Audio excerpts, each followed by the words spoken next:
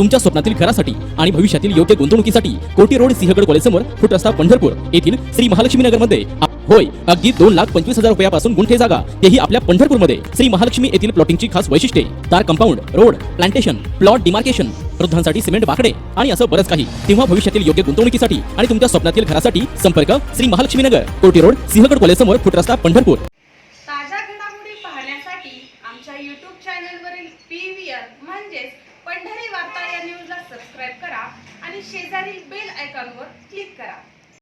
राष्ट्रवादी काँग्रेस पक्षात अजित पवारांनी बंड केल्यानं फूट पडली. त्यांचं हे प्रकरण केंद्रीय निवडणूक आयोगाकडे गेलं असून या प्रकरणी आज सुनावणी झाली. या सुनावणीवेळी खुद्द शरद पवार निवडणूक आयोगात उपस्थित होते. 2 तास ही सुनावणी चालली. सुनावणी झाल्यानंतर राष्ट्रवादी काँग्रेस पक्षाचे वकील अभिषेक मनु सिंघवी यांनी प्रतिक्रिया दिली आहे.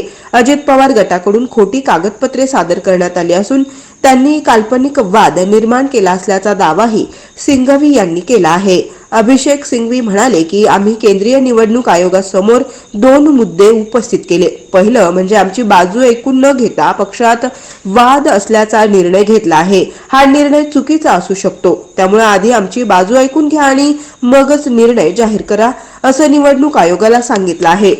अजित पवार गटाने निवडणूक आयोगाला सांगितलं आहे. अजित पवार गटाने निवडणूक आयोगासमोर आपली बाजू मांडताना शरद पवार आपल्या मर्जीनुसार पक्ष चालवतात असा गंभीर आरोप केला. जयंत पाटील यांची राज्य प्रदेशाध्यक्ष पदावरील नियुक्ती कार्यकारिणीच्या बैठकीपूर्वी करण्यात आली होती. ही नियुक्ती बेकायदेशीर आहे असंही या गटाने म्हटलं आहे. तसेच यावेळी अजित पवार गटाकडून संख्याबळही आमच्याकडेच आहे हे सुद्धा आयोगाच्या निदर्शनास आणून दिले. महाराष्ट्र विधानसभेतील 53 पैकी 42 आमदार आमच्या गटाकडे आहेत. विधान परिषदेतील 9 पैकी 6 आमदारही आमच्या बाजूने आहेत.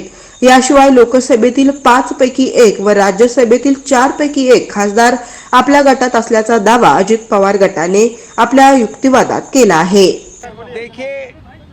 शरद पवार जी हमारे साथ खड़े हैं.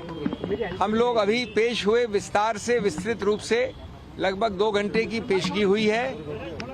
चुनाव आयोग के समक्ष मुख्य रूप से 2-3 बातें हुई हैं जो हमने रखी. पहले हमने ये बड़ा स्पष्ट कहा कि आपने अभी तक हमें बिना सुने कोई विवाद है कि नहीं, कोई डिस्प्यूट है कि नहीं, आपके अनुच्छेद के अंदर वो निर्णित कर लिया है. वो गलत होगा. पहले हमको सुने प्राथमिक रूप से और फिर निर्णित करें कि कोई डिस्प्यूट, विवाद है कि नहीं. दूसरा, हमने सुनवाई, नेचुरल जस्टिस का मुद्दा भी उठाया. हम रिस्पोंडेंट्स हैं, हम जवाबदेही करते हैं, इसलिए हमने ये पहले रूप से प्राथमिक विरोध किया है. चुनाव आयोग ने कहा कि वो हमारा ये प्राथमिक विरोध इस वक्त प्राथमिक रूप से नहीं मान सकते. वो उन्होंने निरस्त किया है, लेकिन हमें आश्वस्त किया है कि जब याचक, जो कि दूसरी तरफ है, वो अपने सभी बहस दलील खत्म कर लेंगे तब हमको विस्तार से सुना जाएगा. हमारा पक्ष में रख दूं बहुत संक्षेप में, बाकी तो अंतिम निर्णय अंततोगत्वा चुनाव आयोग का होगा. हमारा पक्ष मुख्य रूप से इन बिंदुओं पे है कि कोई भी व्यक्ति गलत दस्तावेज, फोर्स दस्तावेज, झूठे बेमानी दस्तावेज दायर करके ये नहीं कह सकता कि कोई विवाद है, डिस्प्यूट है. एक मानसिक उपज बना के, एक इमेजिनरी डिस्प्यूट बना के चुनाव आयोग में घुस जाए और 2-2 पार्टियां बताने लगे. हमने उस इमेजिनरी डिस्प्यूट के विषय में कई दस्तावेज रखे हैं. अभी हमारा समय आने वाला है बहस करने का, अभी हमने बहस नहीं की है. उसमें हम बताएंगे चुनाव आयोग को जो कि दस्तावेज हमने रखे हैं, अभी प्राथमिक रूप से रखे हैं, बाद में हम और विस्तार से रखेंगे, कि कई ऐसे दस्तावेज हैं जहां की व्यक्ति की मृत्यु हो गई है, वो एग्जिस्ट नहीं करता है, उसको क्लेम किया है कि पार्टी का हिस्सा है. कई ऐसे दस्तावेज हैं जो पूरी तरह से हस्ताक्षर हुआ है एक्स जगह पे और वो व्यक्ति रहता है हजारों मील दूर वाई जगह पे. कई ऐसे दस्तावेज हैं जहां उसने लिखित रूप से कहा है कि न मैं जानता हूं, न मैंने हस्ताक्षर किया, न मेरे से किसी ने बात की, न मैंने ये हलफनामा दिया है, कुछ भी नहीं किया मैंने. कई ऐसे दस्तावेज हैं जो बड़े स्पष्ट रूप से किसी और पार्टी का व्यक्ति है, उसको दिखा दिया अपने फैक्शन में, इत्यादि इत्यादि. ये सब वही दिखाते हैं कि ये एक इमेजिनरी डिस्प्यूट बनाई गई है, एक इमेजिनरी रूप से एक पार्टी को तोड़ने की। आज दूसरा, एक तो बात ये हुई, दूसरी बात बहुत महत्वपूर्ण है, संघीय ढांचा जो है संघ का, ऑर्गेनाइजेशन का, उससे जो याचक है वो दूर भाग रहे हैं। उन्होंने 10 बार ये दलील की कि जो ऑर्गेनाइजेशनल स्ट्रक्चर है, संघ का ढांचा है, उसको हम नहीं देखना चाहते हैं। दूसरा, जो विधायिका का ढांचा है एमपी एमएलएस का, वो उच्चतम न्यायालय ने नकार दिया है सुभाष देसाई के निर्णय में। तो एक बड़ा रोचक नया टेस्ट उपज किया है दूसरे पक्ष ने, जिसका हम खंडन करेंगे, जिसको हम बताएंगे गलत क्यों है। उन्होंने एक नॉन एग्जिस्टेंट टेस्ट, एक बिल्कुल गैर कानूनी टेस्ट बनाया है कि आप सिर्फ एमपी एमएलए को काउंट कर लीजिए।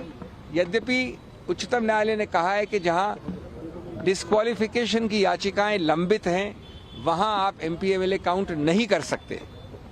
उन्होंने कहा कि आप उनको काउंट करिए, और उससे भी ज्यादा एक अजीबोगरीब टेस्ट बताया है कि उन एमपी एमएलए को कितने वोट मिले उनको गिनिए। आज तक हमने कानून में ऐसे टेस्ट नहीं सुने हैं। मैं समझता हूं कि निराधार है। मैं समझता हूं कि ये याचिकों की बौखलाहट और घबराहट का द्योतक है।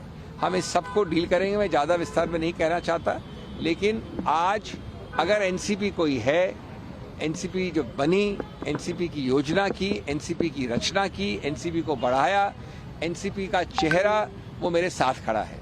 ये अजीबोगरीब बात है कि दूसरे लोग इस प्रकार के अजीबोगरीब दलीलों पे कह रहे हैं कि न ऑर्गेनाइजेशनल टेस्ट कर सकते हैं, न विधायिका का टेस्ट कर सकते हैं, और जिस आदमी ने बनाया पूरा एनसीपी उसको इग्नोर करें। पंढरपुरातील सुप्रसिद्ध डॉक्टर देवकाते यांचे चिरंजीव हॉस्पिटल, जिथे आता नवजात बालकांपासून 18 वर्षापर्यंतच्या बालकांवर होतील मोफत उपचार। होय, तळागाळातील गोरगरिबांना फायदा मिळावा यासाठी आपल्या डॉक्टर देवकाते यांच्या चिरंजीव हॉस्पिटलमध्ये प्रधानमंत्री आरोग्य योजना आणि राज्य शासनाच्या महात्मा फुले योजनेअंतर्गत पिवळे आणि केसरी रेशन कार्ड धारकांना मोफत सुविधा उपलब्ध करण्यात आली आहे। आमच्याकडील सुविधा नवजात अर्भकासाठी NICU म्हणजे सुसज्ज असा अतिदक्षता विभाग, लहान मुलांसाठी PICU म्हणजे अतिदक्षता विभाग, लहान मुलांच्या हृदयरोग तपासणीसाठी 2D इको कार्डिओग्राफी, लहान मुलांच्या ऑपरेशनसाठी ऑपरेशन थिएटर, सोबतच गेली 40 वर्षांचा अनुभव असणारे डॉक्टर श्रीकांत देवकाते आणि सोलापूर जिल्ह्यातील सर्वात जास्त उच्च शिक्षित बालरोग तज्ञ डॉक्टर ओजस देवकाते, तसेच बाल आणि नवजात अर्भक तज्ञ डॉक्टर प्रेरणा देवकाते यांच्या नव्या ज्ञान आणि तंत्रज्ञानाने सुसज्ज आपले हॉस्पिटल चिरंजीव हॉस्पिटल। संपर्क पत्ता डॉक्टर देवकाते यांचे चिरंजीव हॉस्पिटल, भक्ती मार्ग, पंढरपूर, जिल्हा सोलापूर। संपर्क मोबाईल 99 70 50 41 92 आणि 98 60 27 2705।